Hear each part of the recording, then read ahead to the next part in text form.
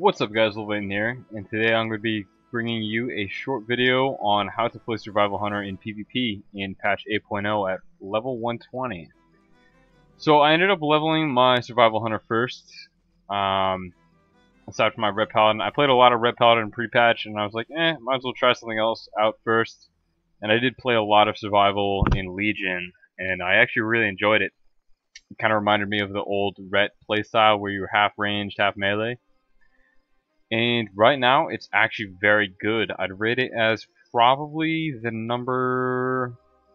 maybe the number 2 or 3 melee, if you want to call it a melee. It's like 70% ranged out there, aside from, I'd say, Arms Warriors and Rogues. So these are the talents that I'm running on my Survival Hunter, and I'll let you know why. So Alpha Predator is my favorite talent because it always gives me something to press, especially from range. Kill Command has a 50-yard range as long as you're in line of sight. And if you're just spamming it and it's resetting, you're actually doing decent damage from range. You could use Viper's Venom, but personally I'm not a huge fan. A lot of the times on my Hunter, I'm not always pressing Mongoose Bite, and I just enjoy the extra focus from Alpha Predator. Next is a mandatory talent that just far outshines both other talents, is Guerrilla Tactics, and I'll get into that when you pair it with Wildfire Infusion down here.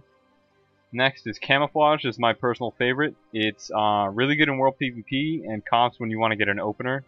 I've been playing a lot of KFC just in scrims and stuff in the first couple days, and I don't think we lost a match yet, but I like to use this just to get in there, get a quick trap.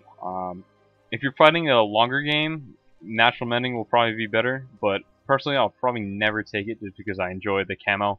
You can feign death, and if your pet isn't in combat, you can get a re-stealth. Next row, Murder of Crows. Bloodseeker is definitely easier to use, but it does not deal enough burst damage, and Murder of Crows pairs very well with the way you set up burst as a Survival Hunter. Next row, either Born to be Wild or Post Haste. I rarely take, actually I've never took Binding Shot in Rated Arena last season during the pre-patch, or pretty much at all. You have enough CC with Harpoon to get your traps, or Intimidation to get traps, and you wouldn't really need Binding Shot for peels for healers, because at that point you're giving up your own mobility, which in my opinion is not worth it. Next here you have 3 talents here. Flanking Strike, I actually did mess around with it. It hits very, very, very hard, especially on Clothies. It kind of like, I've crit like probably about 18, 19k Flanking Strike with Coordinated Assault up. Tip of the Spear is more of if you kind of want some passive talent, and Mongoose Bite is definitely by far the superior talent in this row.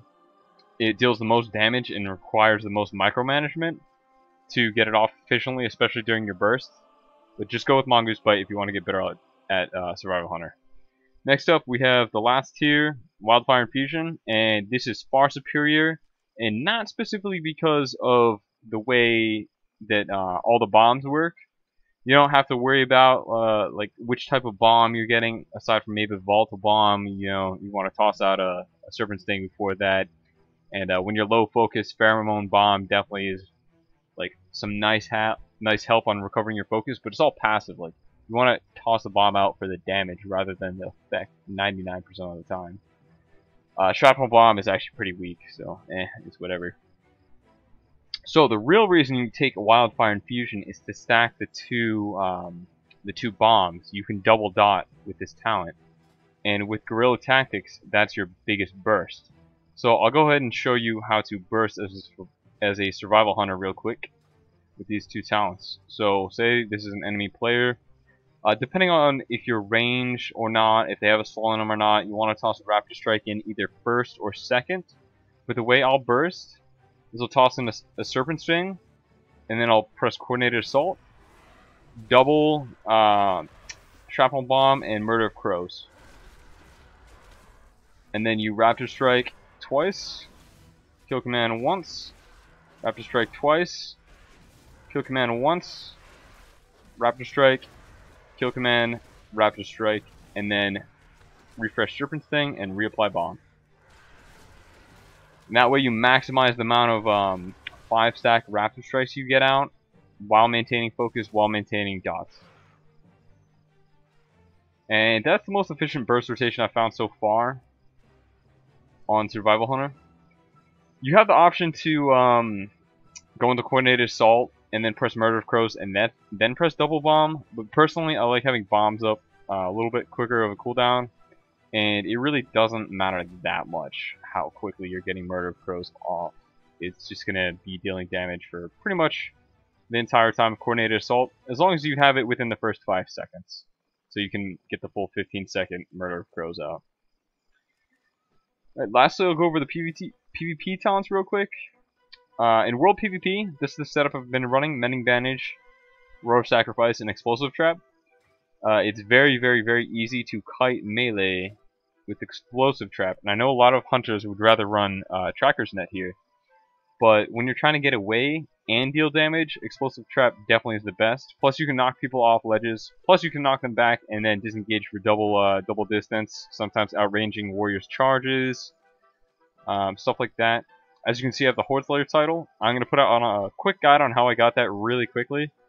Of course, you could just swarm up like a big group of world PvP players and get a big raid and camp somewhere. But I actually got this on my own. I was paired up with another guy. I helped him get his Horde Slayer title, and then I just went out and got this on my own afterwards. The last couple of kills, it was really cool. I wish I recorded it. But yeah, that's about it. I hope you guys enjoyed this video. It's pretty quick. Oh, one thing I didn't go over is pet specializations. 99% of the time you want to take a cunning pet for Master's Call, especially one with a Mortal Strike, so I get a Raptor. I think the other options are hyenas and lizards. I have a couple of the pets here. I have, let's see, what's it? I have my lizard here, Poggers. And the only reason I have another cunning pet like this is for survival of the fittest, and I'll take that against a comp that is really training me. But I've yet to find a comp that really I can't survive against with Master's Call, with just Master's Call. But just in case, you know, it's nice to have. Alright, thanks for watching. I have a couple more tips and tricks videos I'm going to be putting out, but I don't want to give any spoilers. As for Azerite traits, the best thing you can do right now is go for Thunderous Blast. It's pretty overtuned right now. Another one you can take is Daggers in the Dark. Where is it? I swear I had one that was Daggers in the Dark. Maybe I tossed it. But right now, Azerite traits, the survival specific ones aren't very strong, and it's definitely worth taking these extra damage traits over. Okay, now I'm pretty sure I haven't forgotten anything else. I'll go over macros in a different video along with add-ons. Okay. Now, thanks for watching, guys. I'll see you next video.